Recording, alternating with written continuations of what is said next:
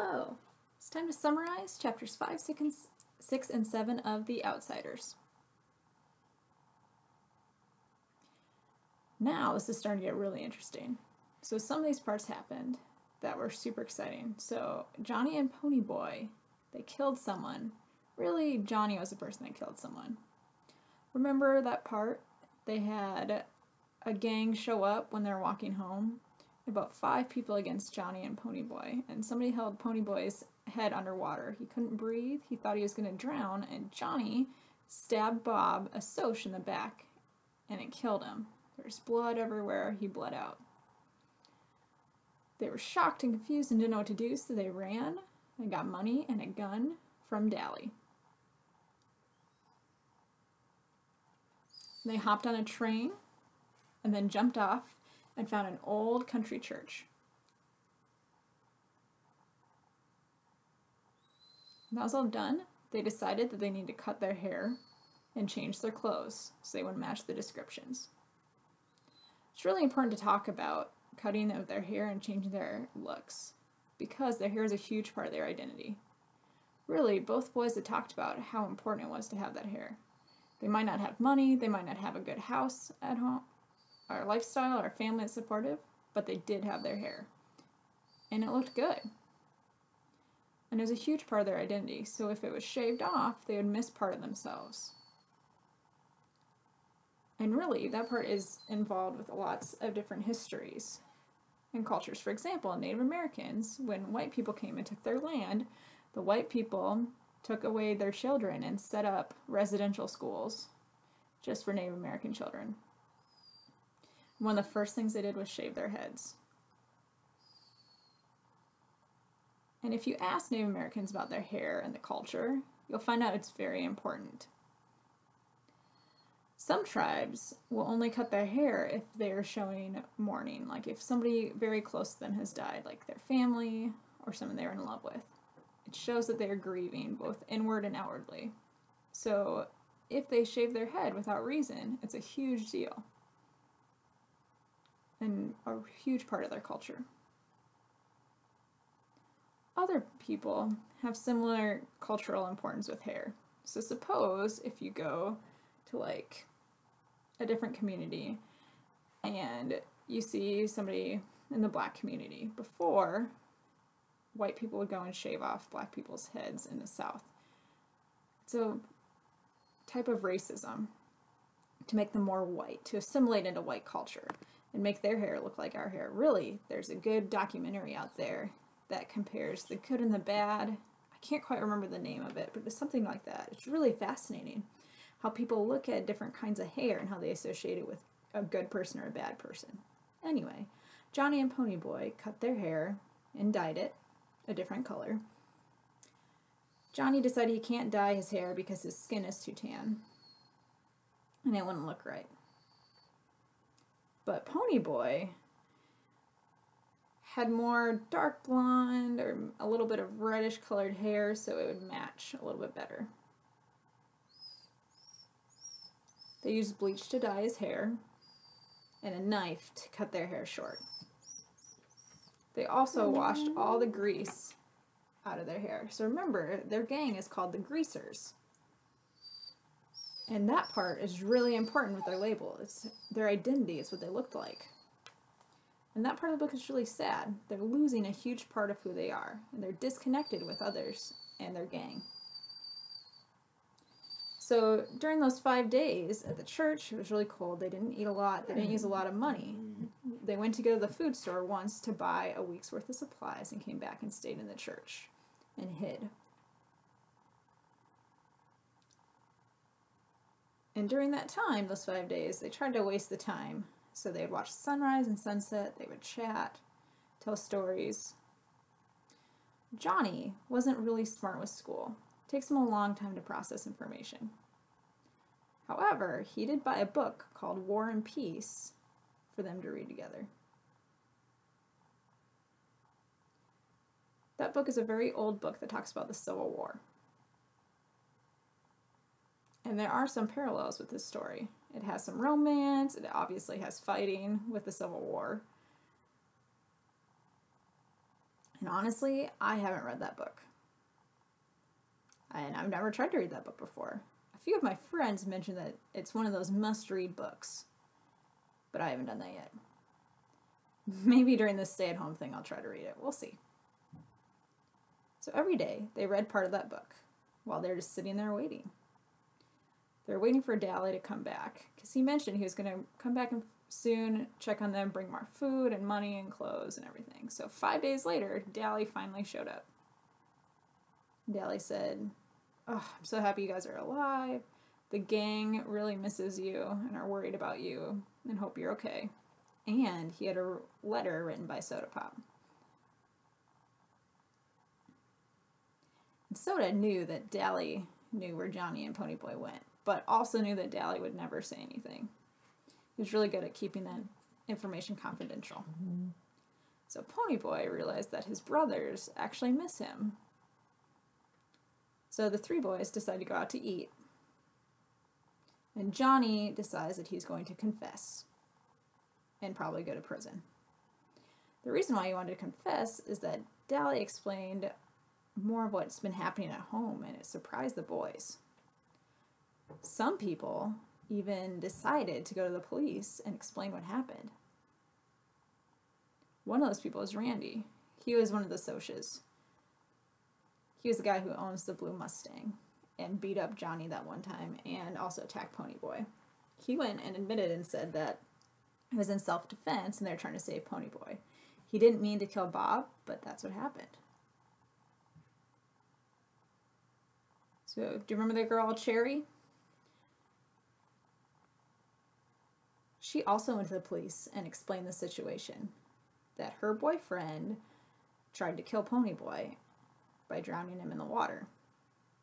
And that actually happened. And Johnny was just trying to save Ponyboy. He didn't mean to kill somebody. It was in self-defense.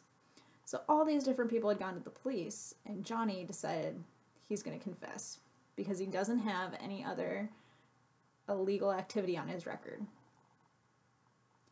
Dally could not believe it. He was so surprised. He didn't realize that they would be willing to admit that.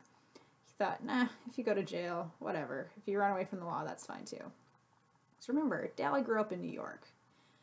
He was used to all of that terrible legal behavior, getting in trouble all the time, getting arrested, and Dally actually got arrested because the police thought that he killed Bob and put him in jail. But he told them that Johnny and Ponyboy had escaped to Texas and they were the ones that did it. In the book, it expands a lot more on their discussion, but really what's important is that the boys decided they're going to admit it. The gang really cares about them because they're the youngest members, and that Johnny's parents still didn't miss him. They weren't concerned that he was gone for those 5 days. His family doesn't really care. They didn't even notice that he was gone. And then the other important part is what happens next. So they go back to the church to gather up their supplies. And as they're driving there, they see that there's many people outside of the church. They're watching the church burn. So probably what happened is that one of the boys was not paying attention and flicked a cigarette that started a grass fire burning the church down. And earlier in the story, the boys had mentioned that they had to be really careful because the church could start a fire very easily. One small spark could send the whole thing up in flames. And that was foreshadowing because that actually happened. So anyway, the boys go back to the church and they hear young children screaming and crying. So Johnny and Ponyboy didn't even think. They dove through a window in the church and started throwing the small children out the window. They wanted to save the children. But then the church started to burn too much, and there was a beam of timber that fell and hit Johnny in the back, breaking his back. Dally went in to go pull them out and burned his arm very severely. And Ponyboy inhaled a lot of smoke and also had some burns on his back. So Johnny was unconscious.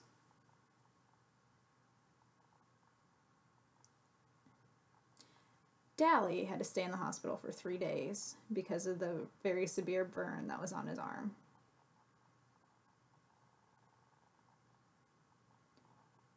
And Ponyboy seemed to be fine.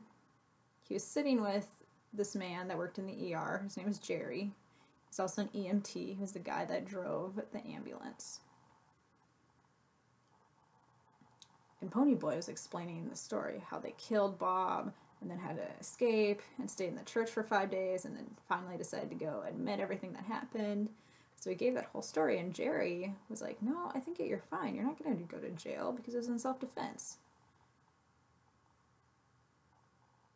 Finally, somebody called Ponyboy's brothers. They called Derry and Soda Pop. And remember, Derry hit Ponyboy. That was the whole reason why Ponyboy ran away from home in the first place.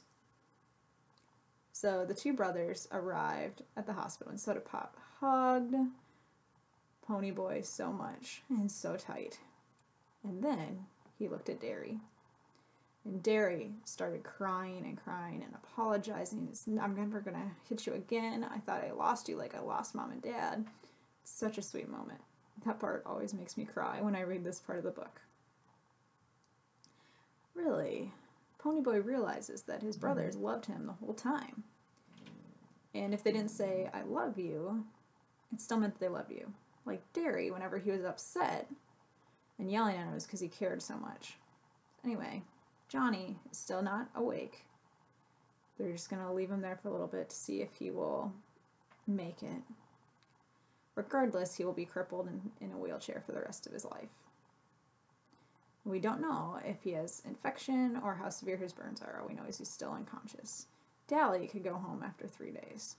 Ponyboy went home and slept, and the next day woke up, and just like old times, the gang was there. They made breakfast. They chatted with each other, joked with each other, and we learn a little bit more about Ponyboy's background, his upbringing, and his life with his parents, and the other boys that are in the gang and their backgrounds.